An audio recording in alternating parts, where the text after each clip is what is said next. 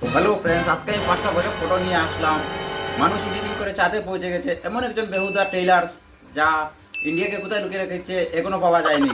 তো তোমরা যদি দেখো একটু কমেন্ট করে জানাবে প্লিজ। তো এখনো যারা আমার চ্যানেল সাবস্ক্রাইব করেনি তারা ফটাফট গিয়ে চ্যানেলটা সাবস্ক্রাইব করে দাও, আর সাথে থাকা বেল আইকনটা ডুম করে ফাটিয়ে দাও। আর যারা ফেসবুক থেকে দেখতে তারা কি করবে? ফলো করবে।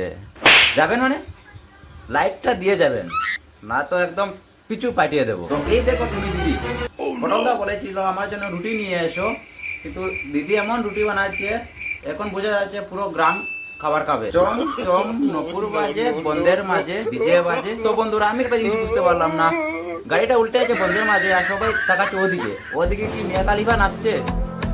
তোমরা একটু বলবে প্লিজ কমেন্ট করে। বল দো পল কি होती है मोहब्बत, जिंदगी भर नहीं होती, उम्र पर साथ नहीं देती। তো বন্ধুরা, নিজের গার্লফ্রেন্ডের সাথে রোমান্স করার আগে চেক করে নেবে, কে জানে এটা তোমার লাস্ট রোমান্স হতে পারে। ওর ভাই 4 নম্বর ফটোটা তখন গজব ফটো। এই টেইলারকে বিচিতে লাখ মেরে মেডেল দেওয়া উচিত, কারণ এ ইন্ডিয়াকে কোথায় কোন চিপায় লুকিয়ে রাখিয়েছে আমি তো বলতে পারবো না। তোমরা যদি বলতে পারো নিশ্চয়ই আমার সাথে কন্ট্যাক্ট করবে, আমি ইন্ডিয়াকে একটু দেখতে চাই। কি হালার পোয়া, সাপটা যখন এডিট করে এখানে লাগিয়েছিস তো একটু ছোটো করে লাগাতে। শালা যত বড় রাস্তা না তত বড় সাপ লেগে রেখেছিস।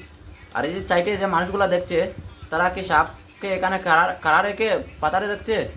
শালা মেন্টেল। শালা আমার মনে হচ্ছে তুই ফার্স্ট টাইম এই সাপ দেখেছিস, তাহলে সাপ তুই প্রথমবার দেখেছিস, নাহলে বুঝতে কোন রোডের সাথে সাপ কত বড় মানাবে। তো তোর এডিটেড ফুটকি মারিস। তো বন্ধুরা, এই দেখলেন গজব 5টি ফটো। নেক্সট টাইম আরও 5টি 10টি করে ভালো ভালো গজব ফটো নিয়ে আসবো। তো তোমরা আমার সাথে থাকবে, আমার চ্যানেলটা সাবস্ক্রাইব করবে, সাথে থেকে বেল আইকনটা প্রেস করে রাখবে যাতে সবার প্রথম আমার ভিডিওটা তোমাদের কাছে পৌঁছে যায়। আর যারা ফেসবুক থেকে দেখছো তারা ফলো করে, লাইক করে আর শেয়ার করে দেবেন প্লিজ।